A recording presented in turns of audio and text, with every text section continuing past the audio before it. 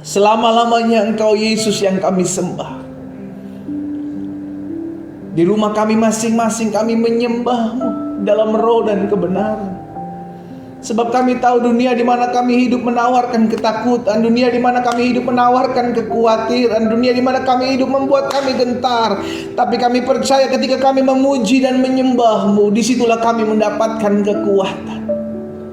Sebab di mana ada roh Allah, di sana ada damai sejahtera. Di mana ada roh Allah, di sana ada kemerdekaan. Di mana roh Allah ada, di sana ada sukacita.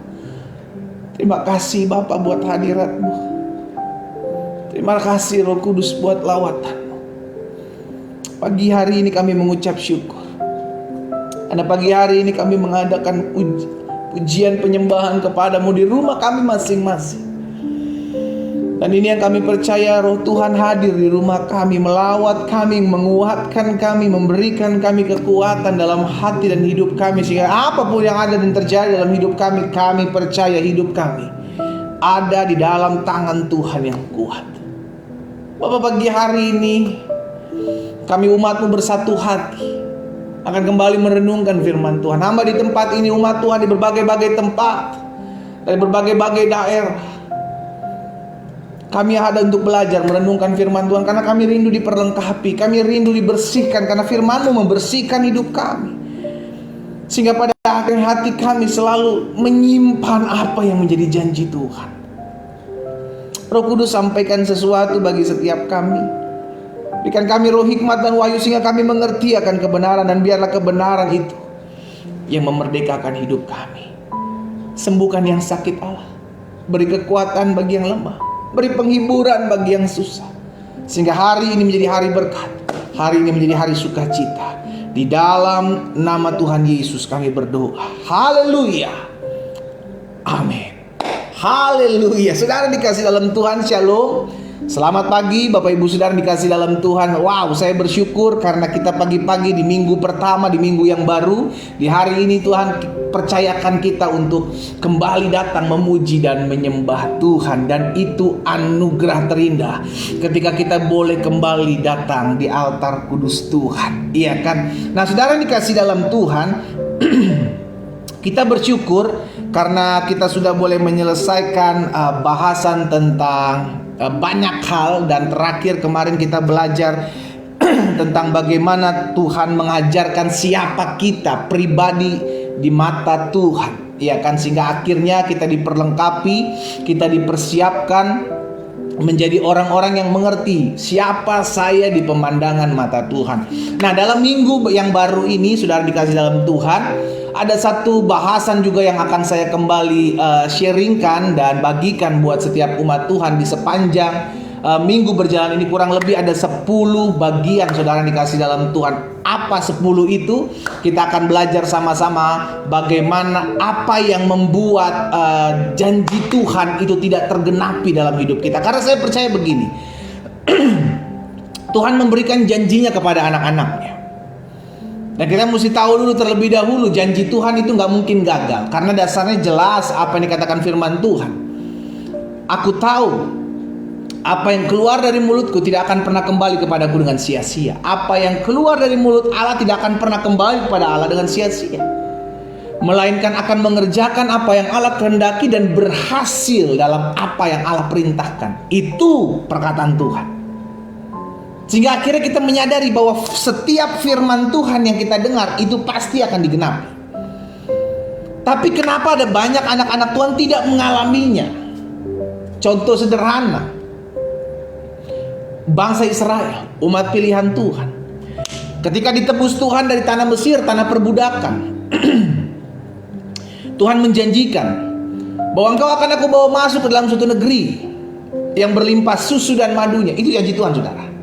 Dan itu tergenapi, tapi hanya 2 yang mendapatkan, Yosua dan Kaleb. Padahal Tuhan menjanjikan ke semua pada saat itu. Nah ini yang saya bilang, berarti ada halangan-halangan yang membuat akhirnya apa yang dijanjikan Tuhan tidak tergenapi, tidak terjadi dalam hidup orang percaya. Nah ini yang akan kita pelajari, apa penghalang-penghalang tersebut selama beberapa hari ke depan. Karena saya rindu setiap kita Bukan hanya bertumbuh dalam pengenalan akan Tuhan, tapi juga mengalami apa yang Tuhan Yesus janjikan dalam kehidupan kita bersama.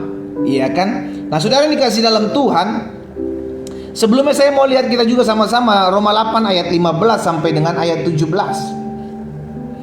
Roma pasal 8 ayat 15 sampai dengan 17. Ini dasarnya kenapa saya bilang janji itu bukan hanya dikhususkan kepada Abraham, Ishak, Yakub, keturunan-keturunan mereka, tapi janji itu juga diberikan kepada saudara dan saya. Roma 8 ayat 15 sampai dengan 17. Sebab kamu tidak menerima roh perbudakan yang membuat kamu menjadi takut lagi. Perhatikan. Tetapi kamu telah menerima roh yang menjadikan kamu anak Allah. Sama-sama bilang sama saya anak Allah. Oleh roh itu kita berseru, ya Aba, ya Bapa. Kita memanggil Allah kita sebagai Aba, sebagai Bapa. Ayat 16. Roh itu bersaksi bersama-sama dengan roh kita bahwa kita adalah anak-anak Allah. Dan jika, lihat saudara perkataan ini, dan jika kita adalah anak, maka kita juga adalah ahli waris. Sama-sama bilang sama saya ahli waris. Maksudnya orang-orang yang berhak menerima janji-janji Allah. Ini yang tadi saya bilang dari awal. Janji itu bukan hanya ditujukan kepada Abraham, Ishak, Yakub dan keturunan orang-orang Israel. Tapi janji itu juga diberikan kepada orang-orang yang menerima Yesus Kristus sebagai Tuhan dan Juru Selamat. Karena kita adalah cangkokan. Kita diangkatnya, ditebusnya, sehingga akhirnya kita diangkat menjadi anak-anak Allah yang juga adalah ahli waris. Yang berarti kita layak, kita berhak menerima janji-janji Allah yang akan menerimanya bersama-sama dengan Kristus. Yaitu jika kita menderita bersama-sama dengan Dia, supaya kita juga dipermuliakan bersama-sama dengan Dia. Galatia pasal 3 ayat 26 dan sampai dengan ayat 29. Saya mau saudara bisa mencatat setiap ayat-ayat ini, sehingga akhirnya nanti selesai ibadah kita baca lagi, kita renungkan lagi, ada sesuatu yang kita dapatkan. Galatia 3 ayat 26 sampai dengan 29. Sebab kamu semua adalah anak-anak Allah. Karena apa? Karena iman dalam Yesus Kristus. Lihat saudara, karena kepercayaan kita kepada Yesus Kristus, maka kita diangkat menjadi anak-anak Allah. Maka kita juga adalah orang-orang yang layak menerima janji Allah. Ayat 27. Karena kamu semua yang dibaptis dalam Kristus telah mengenakan Kristus. Dalam hal ini tidak ada orang Yahudi atau orang Yunani, tidak ada hamba atau orang merdeka, tidak ada laki-laki atau perempuan, karena kamu semua adalah satu di dalam Kristus Yesus. Baca sama-sama ayat 29.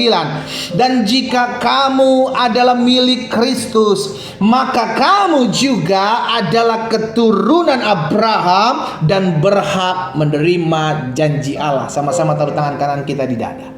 Sama-sama bilang sama saya berhak menerima janji Allah. Berarti janji yang diberikan kepada umat pilihan bangsa Israel, janji yang sama juga diberikan kepada saudara dan saya. Janji itu juga layak untuk kita terima.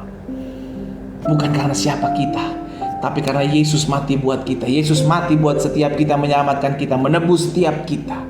Akhirnya kita dilayakkan. Wow, ini yang saya bilang saudara dikasih dalam kita harusnya menerima apa yang menjadi janji Allah. Tapi iblis tahu.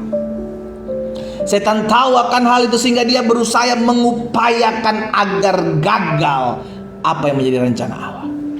Gagal bukan dari pihak Allah. Gagal bukan dari apa yang Allah sudah janjikan. No, karena apa yang keluar dari mulut Allah tidak akan pernah gagal. Apa yang keluar daripada mulut Allah tidak digenapi. Semua pasti digenapi. Tapi terkadang kita yang seringkali menggagalkan rencana Allah oleh karena trik-trik tipu daya iblis itu. Nah, makanya selama beberapa hari ke depan kita akan belajar apa yang menjadi penghalang saya untuk menerima janji Allah. Ini kita akan pelajari sama-sama saudara. Amin. Nah, yang pertama di hari ini saudara dikasih dalam Tuhan, apa yang menyebabkan kita anak-anak Tuhan sulit dan bahkan tidak mengalami janji Tuhan? Yang pertama, catat saudara, karena kita tidak mau susah. Saya ulangi sekali lagi. Apa yang menyebabkan kita sulit menerima janji Allah? Karena kita nggak mau susah. Oh, jadi maksud pendeta kita sebagai orang-orang Kristen disuruh susah gitu? Saudaraku, Yesus ajar setiap kita, barang siapa mau mengikut aku, ia harus sangkal diri, ia harus pikul salib setiap hari. Yesus mengajarkan kepada setiap kita bahwa untuk mengiring dia, betul, terima Yesus cukup mengaku lewat mulut, percaya dalam hati, yuk diselamatkan. Tapi ketika kita diselamatkan, kita kan gak langsung mati, kita langsung masih mengalami kehidupan, saudara. Kita masih menjalani hari-hari hidup kita. Untuk terima Yesus, untuk diselamatkan, engkau cukup terima dia sebagai Tuhan dan Juru Selamat, engkau diselamatkan. Tapi untuk mengiring Yesus, engkau harus sangkal diri, pikul salib, bos. Harus ada penderitaan badani yang saudara alami. Jadi jangan salah kaprah. Jangan sampai kita punya konsep yang salah. Oh, saya ikut Yesus berarti saya terbebas dari masalah. Oh, berarti saya ikut Yesus saya gak akan mengalami penderitaan badani. Oh, saya ikut Yesus berarti saya gak akan susah. Saudara dikasih dalam Tuhan, betul, Tuhan gak mau kita ngelihat kita susah. Tuhan gak mau ngelihat anak-anaknya susah. Saya percaya itu, dan saya aminkan. Tapi izinkan saya juga mengingatkan hal ini. Seringkali melalui kesusahan-kesusahan kita datang cari Tuhan. Seringkali Tuhan izinkan kesusahan-kesusahan kita untuk kita mencari Tuhan. Itu terjadi dalam kehidupan bangsa Israel pada zaman Hakim-Hakim. Ketika tidak ada lagi raja, Tuhan pakai bangsa-bangsa di sekelilingnya untuk membuat bangsa Israel tertindas. Karena apa? Karena mereka sudah terlalu jauh dari Tuhan. Sampai akhirnya bangsa Israel kembali datang mencari Tuhan, kembali datang memuji dan menyembah Tuhan. Baru Tuhan pulihkan. Tapi ketika mereka mulai jauh lagi, Tuhan pakai bangsa-bangsa lagi untuk menindas mereka. Sampai akhirnya mereka bertobat, datang cari Tuhan. Jadi saudara dikasih dalam Tuhan, betul kita ikut Tuhan, tapi jangan sampai kita takut untuk hidup susah. Jangan sampai kita takut untuk hidup menderita. Kenapa? Karena ada sangkal diri, pikul salib. Betul, berkat pasti ada, pemeliharaan pasti ada, pertolongan pasti ada. Tapi jangan sampai kita hidup tidak mau susah. Bangsa Israel memiliki mental tidak mau susah, sehingga akhirnya hanya dua, yakni Yosua dan Kaleb, yang menerima apa yang dijanjikan Tuhan untuk masuk dalam suatu negeri yang berlimpah susu dan madunya.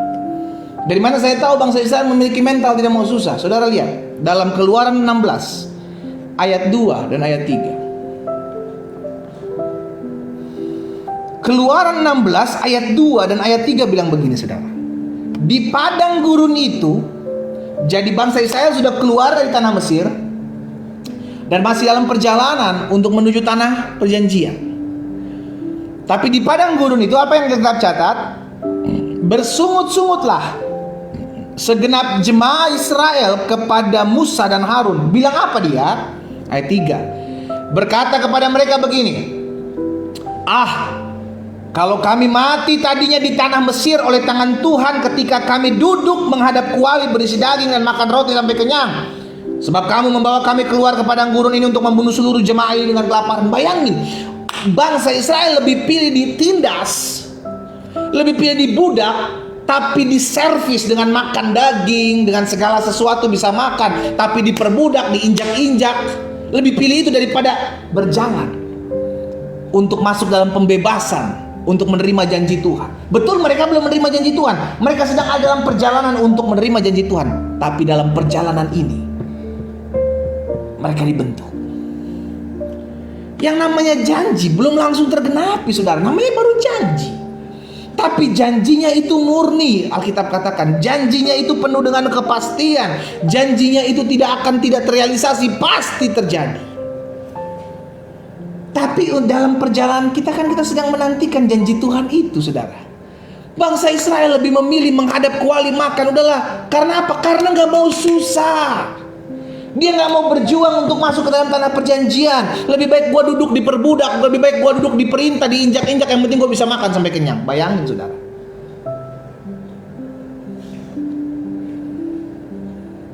Jangan sampai mental kita mental budak. Apa itu mental budak? Mental gak mau susah, mental yang hanya mau terima, mental yang hanya gak apa-apa lah gue diinjak-injak, yang penting gue bisa makan. Gak apa-apa gue diperbudak, yang penting gue bisa makan. Mental seperti ini mental budak. Mental seperti ini mental gak mau susah. Hal yang sama ketika Tuhan suruh Musa untuk mengintai tanah perjanjian, untuk mengintai tanah ini, udah mau masuk loh saudara, udah di depan.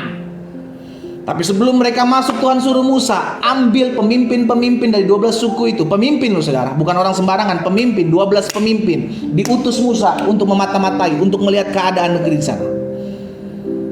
Lihat apa yang ada dalam sana. Apa tujuannya? Apa sih untuk melihat? Untuk melihat bahwa apa yang dijanjikan Tuhan itu benar. Aku akan memberikan kepadamu suatu tanah, suatu negeri yang berlimpah susu dan madunya. Dan betul yang mereka lihat itu dahsyat luar biasa. Cuman perlu ada perjuangan masuk sana, bukan? Untuk menerima janji Tuhan kita perlu kekuatan. Untuk menerima janji Tuhan ada perjuangan yang mesti kita buat. Tuhan memberkati rumah tangga saudara, Tuhan memberkati rumah tangga keluarga saudara. Tapi untuk mengalami kebahagiaan dalam rumah tangga, saudara perlu berjuang. Saudara perlu bayar harga. Baru engkau akan mengalami kebahagiaan. Kau gak bisa duduk makan aja terus ngalamin kebahagiaan dengan berkata, aku percaya Tuhan bahwa janjimu akan memberikan kebahagiaan dalam rumah tanggamu. Ada bagian kita yang harus kita buat. Ada bagian kita yang harus kita kerjakan untuk menjadikan rumah tangga kita bahagia. Itu yang saya bilang, ada bagian Tuhan. Apa bagian Tuhan? Memberkati. Bagian Tuhan apa? Menyertai. Bagian Tuhan apa? Menguatkan. Bagian kita apa? Kerjakan apa yang bisa kita buat. Bahagiakan rumah tanggamu, bahagiakan istrimu, bahagiakan suamimu. Itu bagian kita. Bangsa Israel udah dikasih janji, kau akan masuk ke sana. Dan benar ketika dilihat apa yang dijanjikan Tuhan, betul, segalanya baik. Tapi ada musuh yang perlu kita perangi. Pun kalau sampai memerangi, bukan kita yang berperang, Tuhan yang berperang. Tapi apa yang terjadi? Dalam Bilangan 13 ayat 30 sampai 31. 10 dari 12 orang yang diutus, jadi selain Yosua dan Kaleb, memberikan kabar yang menakutkan, yang menggentarkan. Ini yang saya bilang, orang-orang ini tidak mau susah. Dia hanya mau menerima dengan berkata, aku percaya janji Tuhan, aku percaya janji. Betul, kita percaya janji Tuhan, tapi ada yang perlu kita perjuangkan. Kita mesti berjuang. Sama-sama bilang sama saya, bagian saya berjuang. Engkau mau lihat janji Tuhan tergenapi dalam hidupmu, engkau mesti berjuang. Engkau mau lihat janji Tuhan terrealisasi dalam hidupmu, ada bagian engkau yang mesti engkau kerjakan. Gak bisa engkau cuma duduk manis berkata, makan sambil makan tidur, makan tidur, makan tidur sambil engkau berkata, aku percaya Tuhan, engkau pasti memberkati hidupmu, hidupku. Aduh saudara, ada bagian kita yang mesti kita buat. Dan bagian kita itu saya sebut, kita seringkali gak mau susah. Jangan sampai kita jadi orang-orang yang tidak mau susah. Bilangan 13 ayat 30 dan 31. Kemudian Kaleb mencoba menenteramkan hati bangsa itu. Dan di hadapan Musa katanya, tidak, kita akan maju dan menduduki negeri itu, sebab kita pasti akan mengalahkannya. Ayat 31. Tetapi orang-orang yang pergi ke sana bersama-sama dengan dia berkata, kita gak dapat maju menyerang bangsa itu karena mereka lebih kuat daripada kita. Zona nyaman, gak mau berperang, gak mau susah. Jangan sampai kita jadi anak-anak Tuhan yang gak mau susah. Karena Alkitab banyak mencatat bahwa memang mengiring Tuhan gak gampang, karena itu berjuang. Harus maju, harus kerjakan bagian kita. Filipi 1 ayat 29. Filipi 1 ayat 29, Paulus bilang begini saudara, sebab kepada kamu dikaruniakan bukan saja untuk percaya kepada Kristus, lihat, melainkan juga untuk menderita untuk Dia. Kepada kamu dikaruniakan bukan saja hanya untuk percaya, tapi juga apa? Menderita bagi Yesus. Ada lagi 1 Petrus 4 ayat 1. Ini tadi Rasul Paulus, saudara ya. Sekarang Petrus ngomong 1 Petrus 4 ayat 1. Jadi karena Kristus telah menderita penderitaan badani, kamu pun, saudara dan saya pun harus juga mempersenjatai dirimu dengan pikiran demikian. Pikiran apa? Bahwa kita harus siap mengalami penderitaan badani. Itu kita harus taruh dalam pikiran kita, sehingga ketika kita diizinkan masa-masa sukar, kita diizinkan kesusahan-kesusahan badani, kita nggak ngeluh, kita nggak komplain, kita nggak nyalain sesama, kita nggak nyalain Tuhan. Karena barang siapa telah menderita penderitaan badani, ia telah berhenti berbuat dosa. Jadi saudara dikasih dalam Tuhan, ikut Tuhan. Betul, ada pemeliharaan, ada berkat, ada pertolongan. Tapi bukan segalanya terjadi sesuai dengan apa yang kita mau.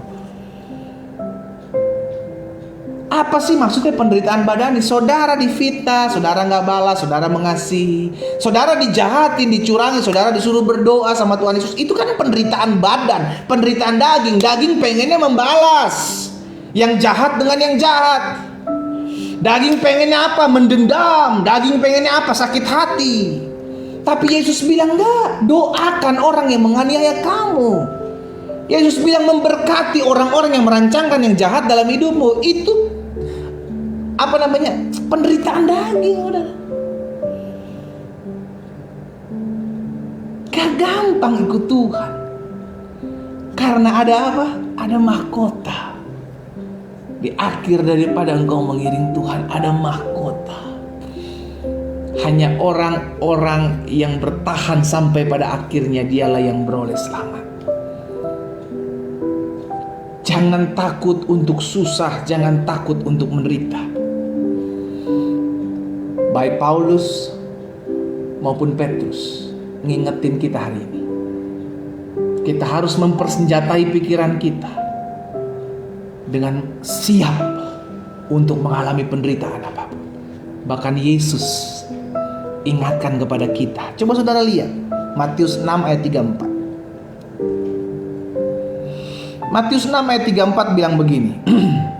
Sebab itu janganlah kamu khawatir akan hari esok. Kenapa?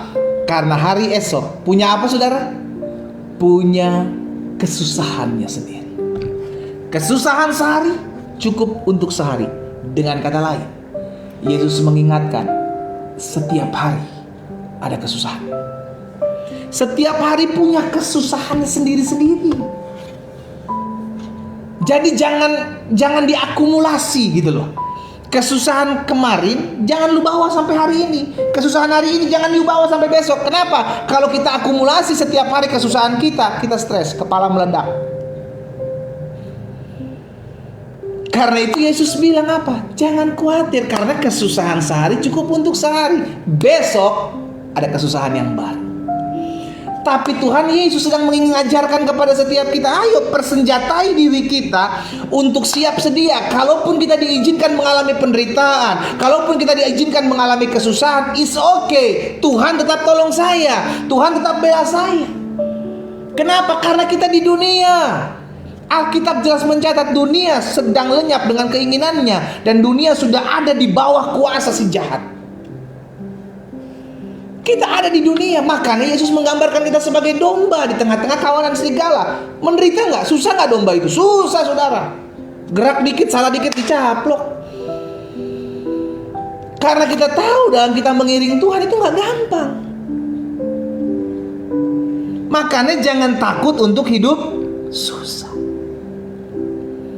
Sama-sama bilang sama saya nggak boleh takut untuk hidup susah. Sama-sama bilang sama saya nggak boleh takut untuk hidup susah. Karena saya tahu, sekalipun saya mengalami kesusahan, Tuhan ada bersama-sama dengan saya. Tuhan memberikan saya kemenangan, Tuhan memberikan saya kekuatan. Haleluya. Nah, saudara dikasih dalam Tuhan. Jadi karena mental tidak mau susah ini menjadi penghalang. Yang pertama, penghalang pertama adalah mental tidak mau susah. Akhirnya apa? Orang kan kalau nggak mau susah akan menghalalkan segala cara. Orang kan kalau nggak mau susah, dia akan cari kekuatan-kekuatan yang gampang dan bisa membantu dia. Nah, kalau Tuhan nggak tolong saya pakai kekuatan manusia. Karena nggak mau susah. Sedangkan Tuhan mengajarkan ada pembentukan, ada pemrosesan dalam dia kita mengiring dia. Tapi kita maunya instan, kita maunya cepat, nggak bisa, nggak bisa. Ada pendidikan Tuhan, dan pendidikan Tuhan itu susah, saudara. Nggak ada. Jadi yang menjadi penghalang kita untuk merebut janji Tuhan, untuk mengalami janji Tuhan adalah mental tidak mau susah. Jangan sampai kita punya mental tidak mau susah. Kita harus mempersiapkan diri kita. Kalaupun saya harus menderita karena saya harus ikut Tuhan, kalaupun saya harus membalas yang jahat dengan yang baik karena saya mengasihi Tuhan, itu menderita penderitaan badani, saudara. Itu menderita penderitaan badani. Tapi karena itu yang Yesus perintahkan, maka kita mau sama-sama katakan, saya mau melakukannya. Jadi dari mulut kita gak keluar kata-kata, aduh capek gue ikut Tuhan. Dari mulut kita gak keluar kata-kata, aduh gue lelah ikut Tuhan, gue mesti jadi orang lain. No, engkau sedang menjadi dirimu sendiri. Lakukan apa yang menjadi perintah Yesus. Karena sekalipun kau mengalami penderitaan badani, engkau susah menjalani hari-hari yang kau lalui untuk mengampuni orang yang bersalah kepadamu, mengasihi orang yang membencimu. Tapi Tuhan berikan engkau kekuatan, Tuhan berikan engkau penghiburan, Tuhan berikan engkau kemampuan. Nah, jadi saya pelajari begini, saudara. Karena mental tidak mau susah menjadi salah satu penghalang dalam kita merebut janji Tuhan, maka yang pertama, belajar berani bayar harga dalam kita mengikut Tuhan. Belajar mau berkorban untuk kita ikut Tuhan. Karena disinilah terlihat apakah saya masih mementingkan diri sendiri, apakah saya mementingkan ego saya, atau saya menginginkan melakukan apa yang menjadi kehendak Tuhan. Abraham, Tuhan janjikan kau akan memiliki keturunan seperti pasir di tepi laut dan bintang di langit. Tapi ketika diberikannya Ishak, Tuhan minta kembali. Abraham, serahkan anakmu kepadaku, korbankan dia di Bukit Moria. Abraham bilang siap. Berani bayar harga, berani berkorban. Ada berkorban perasaan, ada berkorban waktu, ada berkorban tenaga. Itu pengorbanan. Berani bayar harga untuk ikut Tuhan. Karena setiap taburanmu, setiap air matamu, setiap keringatmu dalam kau ikut Tuhan, tidak ada yang sia-sia. Sama-sama bilang sama saya, tidak ada yang sia-sia. Apa yang saya korbankan kepada Tuhan, haleluya, Tuhan akan ganti berlipat kali ganda. Amin, saudara. Jadi karena mental tidak mau susah ini menjadi salah satu penghalang untuk kita menerima janji Tuhan, maka belajar, yang pertama belajar untuk berani bayar harga. Belajar untuk berani berkorban dalam kita mengikut Tuhan. Kalau kau harus berkorban perasaan, lakukan. Kalau engkau harus berani engkau merasa harus berkorban waktu, berkorban dana, berkorban kekuatan, berkorban segala sesuatu buat Tuhan, lakukan. Engkau berdoa di pagi hari, itu kau berkorban, waktu tidurmu berkurang, engkau berkorban, saudara, dikasih dalam Tuhan untuk mencari Tuhan. Dan saya percaya tidak ada yang sia-sia dalam engkau mencari Tuhan. Haleluya. Orang lain masih ileran, masih tidur, saudara udah diam di kaki Tuhan. Itu pengorbanan. Tidak gampang.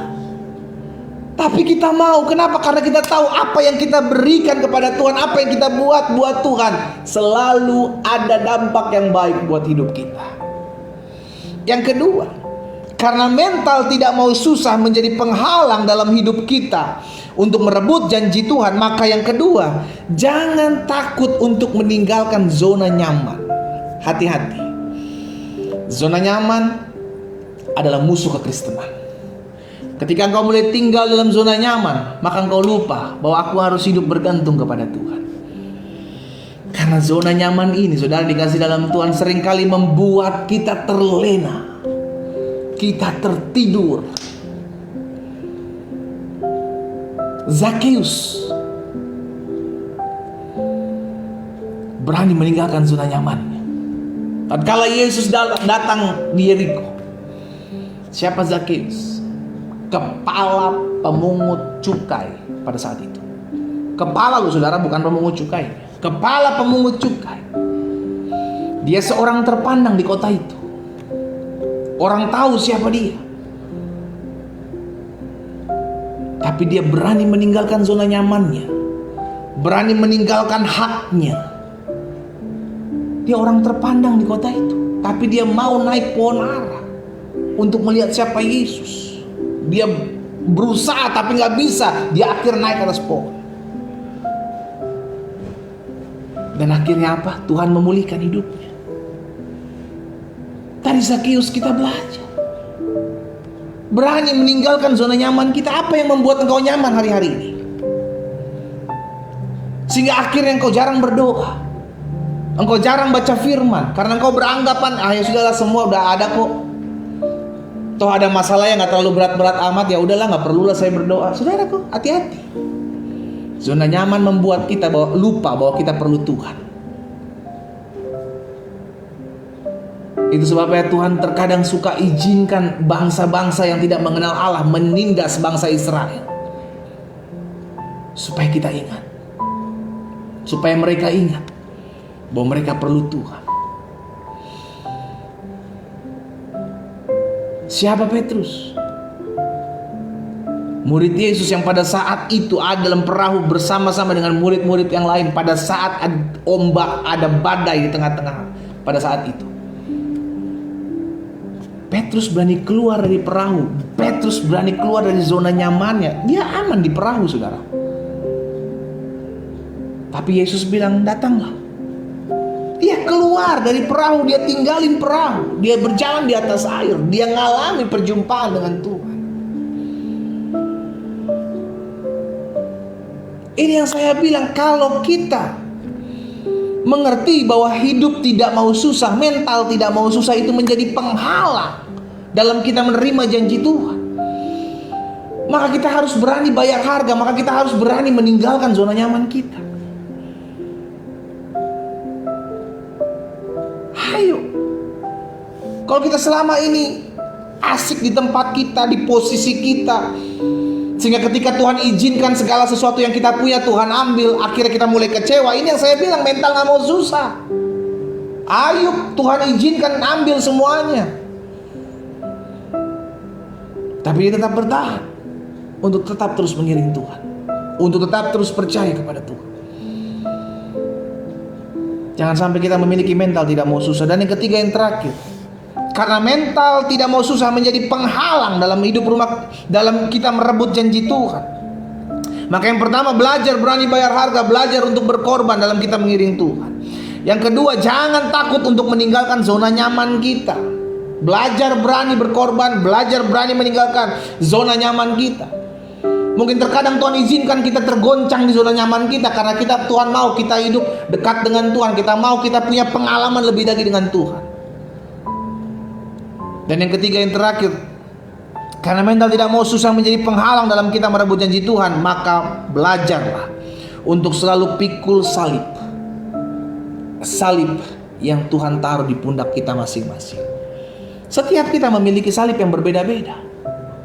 Ada yang salibnya rumah tangganya, ada yang salibnya kesehatannya, ada yang salibnya pekerjaannya, ada yang salibnya bisnisnya, ada yang salibnya ekonominya. Salib kita beda-beda, pergumulan kita beda-beda. Tapi beratnya salib seseorang itu tidak akan pernah melebihi kekuatannya. Amin, saudara. Karena itu belajar untuk berani pikul salib, berani bayar harga, berani untuk meninggalkan zona nyaman. Maka kita percaya hidup kita belajar untuk siap. Apapun yang harus saya terima dalam saya mengiring Tuhan, sekalipun saya harus mengalami kesusahan, sekalipun saya harus difitnah, sekalipun kepada saya dituduhkan hal-hal yang tidak saya lakukan, sekalipun saya harus mengalami penderitaan badani, saya siap. Karena kita sudah mempersenjatai dalam pikiran kita, kalau saya mesti ikut Tuhan dan saya harus mengalami penderitaan, saya akan tetap ikut Tuhan. Karena saya tahu penderitaan, kesusahan yang Tuhan izinkan, tidak akan melebihi kekuatan saya. Karena saya tahu penderitaan, kesusahan yang Tuhan izinkan, itu pasti akan mendatangkan kebaikan buat hidup saya. Jangan jadi orang yang takut susah. Karena kita percaya, sekalipun kesusahan itu menghampiri hidup kita, Tuhan tetap memelihara hidup kita. Kita berdoa, kita datang kepada Tuhan. Kami bangga memiliki Allah seperti-Mu. Kami bangga karena setiap hari kami dibekali oleh firman Tuhan. Setiap hari kami ditolong, setiap hari kami dimurnikan, setiap hari kami dibersihkan oleh firman-Mu. Apa yang Tuhan taruh dalam hati hamba sudah hamba sampaikan buat umat-Mu. Sehingga kami menjadi pribadi-pribadi yang tidak mau jangan sampai kami menjadi pribadi-pribadi yang tidak mau susah dalam kami mengiring Tuhan. Karena kami gak mau memiliki mental tidak mau susah. Kami hanya mau memiliki mental yang gampangan, cari mudah, cari jalan pintas. Oh Tuhan, ampuni kami. Hari ini kami dibekali oleh firman Tuhan. Kami mau menerima apa yang menjadi janji Tuhan dalam hidup kami. Oleh sebab itu, langkah pertama yang harus kami lakukan adalah kami tetap harus belajar mempersenjatai diri kami. Kalaupun kami harus pikul salib, kalaupun kami harus bayar harga, kalaupun kami harus keluar dari zona nyaman, kami siap. Sebab kami tahu Tuhan tidak pernah meninggalkan kami. Roh Kudus materaikan firman itu dalam hati dan hidup kami, sehingga apapun yang harus kami kerjakan, apapun yang hari-hari ini menimpa hidup kami tetap setia mengiring Tuhan. Karena kami percaya jalan keluar sudah Tuhan sediakan bagi kami. Bapa, hamba berdoa buat setiap umat Tuhan. Hamba menaikkan setiap pokok-pokok doa dari umat Tuhan. Kami mengerti betul pokok doa yang dalam hati kami yang tiap hari kami bawa di altar kudus Tuhan. Tiap hari kami doakan. Kami percaya kami akan terima mujizat. Kami percaya janji Tuhan pasti akan tergenapi. Tapi kami mengerti bagian kami adalah mempersiapkan diri kami. Kalau sampai kami harus menderita, kalau pun sampai harus kami susah, kami siap sebab Tuhan memberikan kekuatan bagi kami. Kesanggupan kami ialah pekerjaan Tuhan. Terima kasih Tuhan Yesus. Terima kasih Roh Kudus. Hamba berdoa buat setiap pergumulan umat-Mu. Satu persatu Tuhan jamah di rumah mereka masing-masing. Mereka yang lemah, hamba berdoa dikuatkan, diteguhkan iman mereka dalam nama Yesus. Hamba berdoa juga buat setiap mereka yang hari-hari sedang mengalami kesulitan-kesulitan. Tuhan tolong dalam nama Yesus. Sehingga dengan kesulitan-kesulitan hari-hari ini mereka alami, mereka mengalami perjumpaan dengan Tuhan. Mereka melihat bagaimana pembelaan Tuhan, bagaimana pertolongan Tuhan, bagaimana campur tangan Tuhan itu terjadi dalam hidup mereka. Karena melalui masa-masa susah, melalui penderitaan-penderitaan badani, mereka bisa melihat pembelaan dan pertolongan Tuhan yang terjadi dalam hidup mereka. Hamba juga berdoa buat yang sakit secara khusus.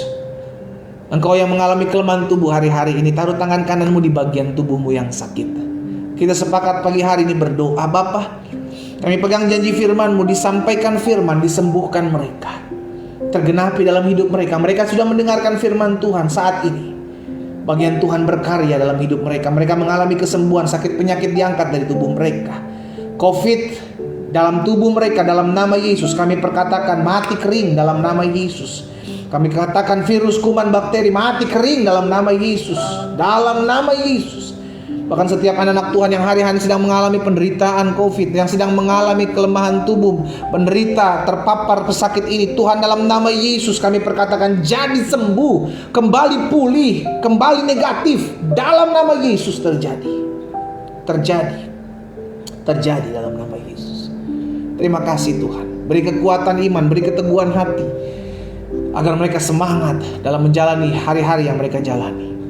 Tuhan Yesus, hamba berdoa juga buat setiap anak-anak Tuhan dalam rumah tangga mereka. Kalau hari-hari rumah tangga mereka ada dalam goncangan, hamba percaya Tuhan pegang rumah tangga mereka. Tuhan yang tolong rumah tangga mereka. Kalaupun itu adalah salib yang harus mereka pikul, Tuhan berikan kemampuan bagi mereka ya Bapa, sehingga mereka kuat, mereka mampu, mereka mengerjakan apa yang menjadi bagian mereka untuk membuat rumah tangga mereka bahagia. Hamba berdoa dalam nama Yesus, beri hikmat bagi mereka, sehingga pemulihan terjadi, rumah tangga terjadi, dipulihkan di dalam nama Yesus. Sama juga berdoa ya Tuhan, menyerahkan ke dalam tangan Tuhan setiap umat Tuhan dalam usaha mereka, dalam bisnis mereka, dalam pekerjaan mereka, dalam dagangan mereka. Betul keadaan hari-hari ini pandemik, betul keadaan hari-hari ini PPKM darurat. Bahkan kalau kami dengar bahwa PPKM akan diperpanjang, Tuhan kami bergantung penuh kepada Tuhan. Sebab kami tahu janji Tuhan, Tuhanlah yang memelihara hidup kami. Kami kerjakan apa yang menjadi bagian kami, dan kami mengerti betul Tuhan tidak pernah meninggalkan kami. Dan kami percaya bahwa pandemik hari-hari ini, bahkan PPKM yang terjadi hari-hari ini, tidak bisa menghalangi berkat-berkat Tuhan terjadi dalam hidup anak-anak-Mu. Di dalam nama Yesus, mereka tetap menerima berkat Tuhan, mereka tetap terpelihara, mereka tetap dijaga, disertai oleh Tuhan. Sebab Tuhanlah yang memegang kami. Terima kasih Bapa. Apapun yang mereka kerjakan, di perusahaan manapun mereka bekerja, Tuhan campur tangan, Tuhan memberkati. Hamba berdoa biar promosi-promosi ilahi terjadi dalam kehidupan mereka. Orang-orang yang bergantung penuh kepada Tuhan, orang-orang yang mau berkorban, memberikan waktu, tenaga buat Tuhan, orang-orang yang mau bayar harga dalam mengiring Tuhan, bagi mereka ada promosi ilahi. Dalam nama Yesus terjadi, dalam nama Yesus. Tergenapi firman-Mu, apa yang tidak pernah mereka lihat, apa yang tidak pernah timbul dalam hati dan pikiran mereka, itu yang Allah sediakan. Di dalam nama Yesus. Saya juga berdoa buat orang-orang muda secara khusus, yang setiap pagi datang beribadah kepada Tuhan. Orang-orang muda, dengar baik, engkau berikan hidupmu kepada Tuhan, masa mudamu engkau berikan kepada Tuhan. Kau akan lihat bagaimana Tuhan membuat masa mudamu dahsyat, membuat masa mudamu luar biasa. Karena itu, kalau itu adalah doamu, taruh tangan kananmu di dada. Bapak hamba berdoa buat orang-orang muda yang pagi hari ini bergabung dalam ibadah doa pagi.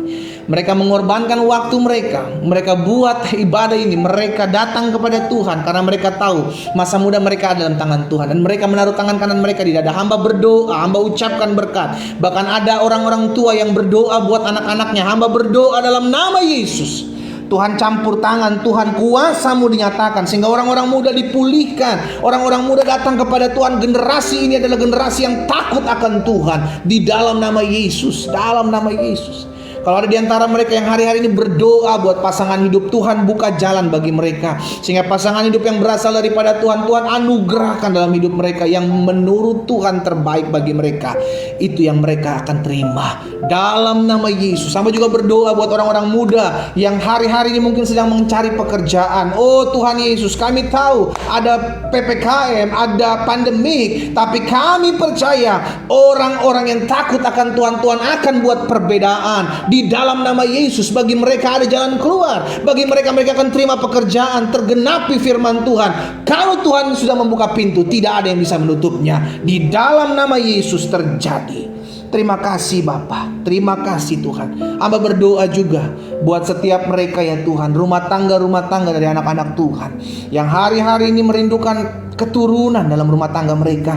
Hamba berdoa di dalam nama Yesus, biar Tuhan memberkati mereka, dipercayakan untuk memiliki anak-anak, memiliki keturunan-keturunan ilahi dalam rumah tangga mereka. Di dalam nama Yesus, sehingga suami-suami, istri-istri saling bersatu hati, berdoa dan memohon belas kasihan Tuhan. Terima kasih Bapa yang baik. Hamba juga berdoa ya Tuhan, pada akhirnya menyerahkan hidup kami ke dalam tangan Tuhan yang kuat. Secara khusus kami bawa setiap jiwa-jiwa yang kami rindukan untuk mengalami pertobatan. Mungkin dia suami kami, mungkin dia istri kami, mungkin dia orang tua anak kami, mungkin dia paman kami, om tante kami, mungkin dia orang-orang yang berhubungan darah dengan kami, atau mungkin sahabat kami ya Tuhan, yang hari-hari ini belum mengenal Yesus, atau hari-hari ini pergi meninggalkan Yesus. Kami membawa mereka dalam altar kudus Tuhan. Kami percaya akan terjadi tuaian jiwa-jiwa, dan kami doakan dalam nama Yesus, mereka direbut dan dimenangkan, bahkan diselamatkan oleh darah Yesus, dan mereka menerima Engkau sebagai Tuhan dan Juru Selamat.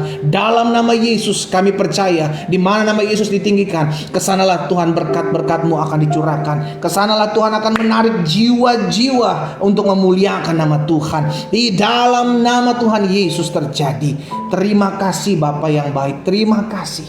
Terima kasih Tuhan Yesus. Pada akhirnya kami berdoa, membawa setiap pokok-pokok doa dari anak-anak Tuhan. Mereka yang menitipkan doa dalam melalui WhatsApp ya Tuhan, mereka yang menitipkan doa melalui kolom-kolom komentar pada saat ibadah doa pagi ini sedang berlangsung, mereka yang menitipkan doa yang mereka sedang gumuli hari-hari ini ya Tuhan, Hamba membawanya semua ke altar kudus Tuhan. Kami bersepakat, kami bersatu hati membawa doa-doa ini dalam tangan Tuhan yang kuat. Kami pegang janji firman Tuhan, kami menyerahkan pergumulan kami menyerahkan permasalahan kami, maka Tuhan campur tangan, memelihara, menolong, membela kehidupan kami. Betul, ada bagian yang harus kami kerjakan, ada bagian yang harus kami upayakan. Tapi apa yang tidak mampu kami kerjakan, tidak mampu kami lakukan, kami serahkan ke dalam tangan Tuhan yang kuat. Sebab kami percaya sampai hari ini mujizat masih terjadi, lawatan pasti akan dinyatakan dalam hidup orang-orang yang takut akan Tuhan. Di dalam nama Yesus, terima kasih Bapa. Terima kasih Tuhan, buka jalan buat setiap umat-Mu. Tuhan tolong setiap umat-Mu. Bagi mereka timbul pertolongan. Bapak, hamba teringat buat setiap anak-anak Tuhan yang hari-hari ini terlilit utang piutang karena masa-masa pandemi. Engkau yang sedang mendoakan hal ini, taruh tangan kananmu di dada. Bapak, hamba berdoa buat mereka. Hamba berdoa dan hamba ucapkan berkat di dalam nama Yesus. Tuhan tolong, Tuhan buka jalan bagi mereka, sehingga di masa-masa pandemik ini mereka melihat mujizat dinyatakan ya Tuhan. Di masa-masa pandemik ini mereka melihat campur tangan Tuhan, bahwa setiap utang piutang mereka boleh selesaikan dengan cara-cara Tuhan yang ajaib, yang tidak pernah mereka pikirkan, tidak pernah mereka mengerti. Tapi karena cara Tuhan, maka kami percaya ujung-ujungnya mendatangkan kebaikan. Tuhan tolong anak-anak Tuhan. Tuhan tolong setiap mereka yang berseru kepada Tuhan. Sorga campur tangan, sorga turun tangan. Di dalam nama Tuhan Yesus. Terima kasih Bapa yang baik. Terima kasih Tuhan Yesus. Pada akhirnya kami ucapkan berkat buat bangsa ini. Bapak, kami mengasihi Indonesia. Kami berdoa Indonesia diberkati Tuhan. Kami berdoa Indonesia diberkati Tuhan. Kami berdoa kota-kota dalam Indonesia diberkati Tuhan. Pemimpin-pemimpin bangsa kami, baik Bapak Presiden, Wakil Presiden, jajaran menteri yang ada, kami berdoa ya Tuhan, Tuhan tolong beri hikmat bagi mereka. Bahkan kami berdoa juga Tuhan, campur tangan terhadap TNI, Polri, bahkan Panglima TNI, Kapolri, kami serahkan ke dalam tangan Tuhan dalam mengantisipasi menjaga bangsa ini. Tuhan sertai baik Ketua BNPB, Ketua BNPT, Tuhan memberkati, bahkan BIN yang ada Tuhan tolong campur tangan, KPK yang ada Tuhan memberkati dengan roh takut dan gentar akan Tuhan. Kami berdoa setiap siasat-siasat si jahat, setiap orang-orang yang mengambil keuntungan di tengah-tengah pandemik dan PPKM ini, setiap mereka yang menghalalkan segala cara melakukan kejahatan, kami berdoa mematahkan dalam nama Yesus. Bahkan campur tangan kuasa kegelapan, kuasa-kuasa paranormal, kuasa-kuasa mantra, kami hancurkan dalam nama Yesus. Tuhan berdaulat atas Indonesia. Tuhan menyertai Bapak Presiden dalam mengambil setiap keputusan. Tuhan tolong di dalam nama Yesus. Bahkan kepala-kepala daerah kami berdoa, gubernur, wakil gubernur, bupati, wakil bupati, wali kota, wakil wali kota diberkati oleh Tuhan Yesus. Di dalam nama Tuhan Yesus kami serahkan bangsa ini ke dalam tangan Tuhan. Kota-kota di mana kami tinggal Tuhan memberkati. Kalau kami lihat Tuhan, hari-hari ini ya Bapa, COVID beredar di mana-mana. Oh Tuhan, kami perkatakan dalam nama Yesus, Tuhan tampur tangan, Tuhan bela, Tuhan sertai ya Tuhan, sehingga pandemik ini boleh lalu dari bangsa kami. Oh, perekonomian bangsa ini kami serahkan ke dalam tangan Tuhan. Tuhan memberkati, Tuhan memulihkan dalam nama Yesus. Tuhan sertai, Tuhan sertai, Tuhan tolong. Terima kasih Tuhan Yesus, terima kasih Tuhan Yesus. Terima kasih Bapa. Pada akhirnya kami menyerahkan hidup kami masing-masing ke dalam tangan Tuhan. Pimpin kami di sepanjang hari ini. Tangan Tuhan menuntun kami, tangan Tuhan membimbing kami, tangan Tuhan mengarahkan kami dalam seluruh jalan-jalan Tuhan. Izinkan kami menikmati apa yang menjadi janji Tuhan terjadi dalam hidup kami. Karena itu saudara yang dikasih dalam Tuhan, jangan sampai kita jadi orang-orang yang gak mau susah. Belajar memperlengkapi diri kita untuk mempersiapkan diri kita. Kalaupun kita harus menderita, sangkal diri pikul salib itu menjadi kewajiban anak-anak Tuhan. Kalaupun kita harus mengalami kesusahan, kita bersyukur Tuhan tidak pernah meninggalkan kita. Karena itu, maju terus dalam Tuhan, iring Tuhan, karena ada upah dalam engkau mencari dan mengandalkan Tuhan. Arahkan kedua belah tanganmu kepada Tuhan dan terimalah berkat Tuhan. Hamba ucapkan berkat buat umat-Mu Allah. Di dalam nama Bapa, Anak dan Roh Kudus, dalam nama Yesus, turunlah anugerah kasih karunia Tuhan dalam hidup mereka. Usaha, pekerjaan, bisnis mereka diberkati Tuhan dalam nama Yesus. Rumah tangga mereka diberkati Tuhan. Bahkan kesehatan mereka diberkati Tuhan. Ditolong dan ditopang Tuhan hidup setiap anak-anak-Mu. Dalam berkat nama Bapa, Anak dan Roh Kudus, dalam nama Tuhan Yesus kami terima segala berkat dan janji Tuhan dalam hidup kami. Sama-sama kita katakan amin. Haleluya. Saudara yang dikasih dalam Tuhan, maju terus dalam Tuhan, hidup memuliakan Tuhan. Maka kita lihat campur tangan Tuhan nyatakan atas hidup kita. Tuhan Yesus memberkati setiap kita. Selamat pagi, selamat beraktivitas. Shalom, shalom.